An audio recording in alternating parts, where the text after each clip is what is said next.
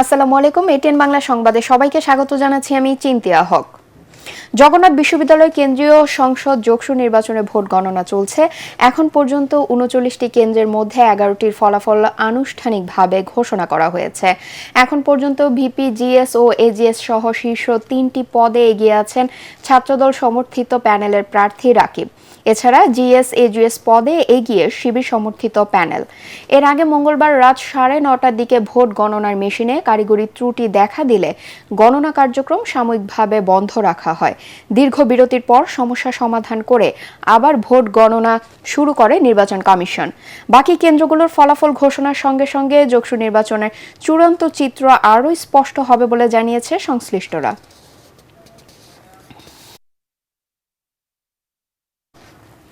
দর্শক, এই মুহূর্তে জগন্নাথ বিশ্ববিদ্যালয়ে আছেন সহকর্মী জেমস হামিম।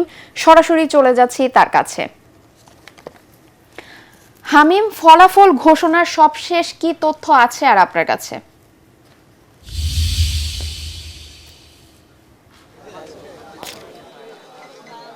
সিনথিয়া, ধন্যবাদ।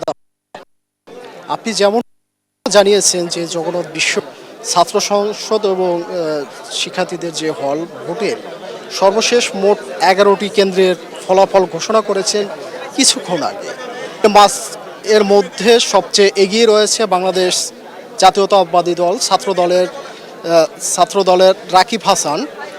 তিনি পেয়েছেন ১১৪২ ভোটে এগিয়ে, এবং ছাত্র শিবিরে যিনি রয়েছেন তিনি আছেন ১০৩১ ভোট। এবং রিয়াজুল ইসলাম মূলত কিছুক্ষণ আগে আমরা যখন ৯টি কেন্দ্রের ফলাফল করেছিলেন তখনও দেখছি যে সে এগিয়ে রয়েছে।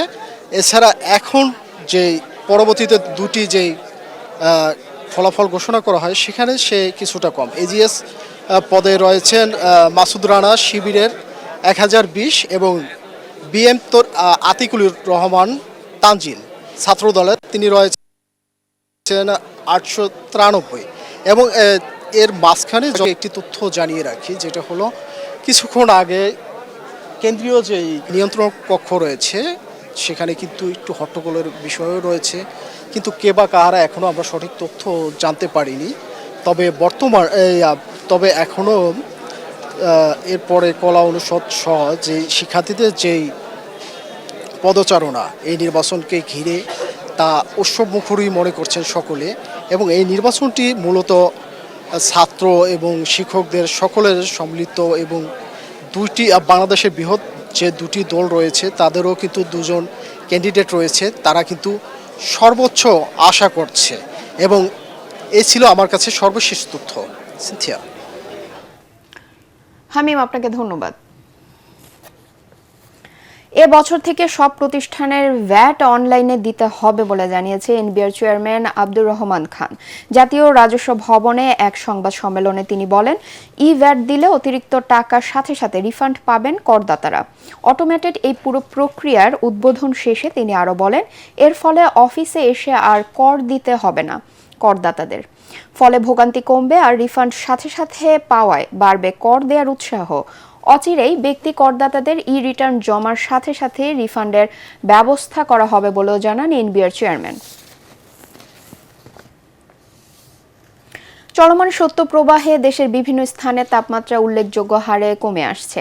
আবহাওয়া অফিস জানিয়েছে, নওগাঁ, টাঙ্গাইল, গোপালগঞ্জ, চুয়াডাঙ্গা সহ রাজশাহী, রংপুর ও বরিশাল বিভাগের বিভিন্ন জেলার উপর দিয়ে হালকা থেকে মাঝারি ধরনের শৈত্যপ্রবাহ বয়ে চলছে।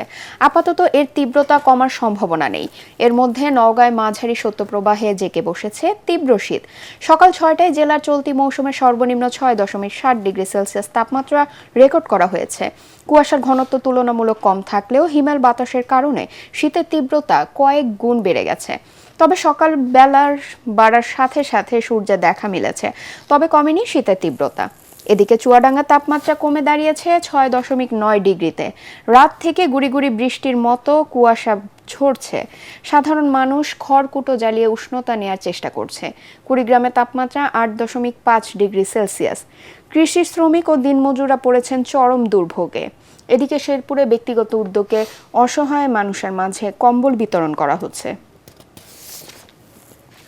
আন্তর্জাতিক নেপালের বিভিন্ন এলাকায় মুসলিম ও হিন্দুদের মধ্যে সাম্প্রদায়িক উত্তেজনা চরম আকার ধারণ করেছে। দেবদেবী নিয়ে ধর্মীয় অবমাননার মন্তব্য এবং পরে মসজিদে ভাঙচুরের একটি ভিডিও ইন্টারনেটে ছড়িয়ে পড়ার পর পারসা জেলার বীরগঞ্জ সহ ধানুষা অঞ্চলে ব্যাপক বিক্ষোভ শুরু হয়, যা দ্রুত সাম্প্রদায়িক সহিংসতায় রূপ নেয়। পরিস্থিতি নিয়ন্ত্রণে বীরগঞ্জে কারফিউ জারি করা হয়েছে। বিক্ষোভকারীদের ছত্রভঙ্গ করতে চাইলে আইনশৃঙ্খলা বাহিনীর সাথে বিক্ষুব্ধদের দফায় দফায় সংঘর্ষ হয়। এদিকে উত্তেজনার জেরে ভারত জরুরি পরিষেবা ছাড়া নেপালের সঙ্গে সব ধরনের সীমান্ত পারাপার বন্ধ করে দেওয়া হয়েছে। নিরাপত্তা পরিস্থিতির অবনতিতে সীমান্তবর্তী এলাকায় দুই দেশই সর্বোচ্চ সতর্কতা গ্রহণ করেছে। খেলার খবর। বাংলাদেশের ম্যাচ শ্রীলঙ্কায় সরিয়ে দেওয়ার ব্যাপারে ইতিবাচক সাড়া মেলেনি। ক্রিকেট ওয়েবসাইটে ESPN ক্রিকইনফো জানিয়েছেন, আন্তর্জাতিক ক্রিকেট সংস্থা ICC বাংলাদেশের আবেদনের সাড়া দেয়নি। আসন্ন T20 বিশ্বকাপ ভারতে গিয়েই খেলতে হবে নিরাপত্তা শঙ্কায় থাকা বাংলাদেশকে। বিশ্বকাপ খেলতে ভারতে না গেলে পয়েন্ট হারানোর ঝুঁকিতেও পড়তে হবে। তবে এখন পর্যন্ত ICC কিংবা BCB কোনো পক্ষেই কিছু জানায়নি। গত রোববার BCB একটি চিঠি লিখে ICC-কে বাংলাদেশের ম্যাচগুলো ভারতের বাইরে সরিয়ে নেওয়ার বিষয়টি বিবেচনা করতে বলেছিল। কারণ যারা এক মোস্তাফিজকে IPL খেলার নিরাপত্তা দিতে ব্যর্থ, তারা বিশ্বকাপের সময় পুরো বাংলাদেশ দলকে যে নিরাপত্তা দিতে ব্যর্থ হবে না তা বলাই বাহুল্য। বাংলাদেশের সংখ্যালঘু হিন্দুদের উপর নির্যাতন চলছে এমন অভিযোগে হিন্দুত্ববাদী সংগঠনগুলোর চাপে BCCI বাংলাদেশের পেসার মোস্তাফিজকে কলকাতা নাইট রাইডার্সের দল থেকে বাদ দেয়।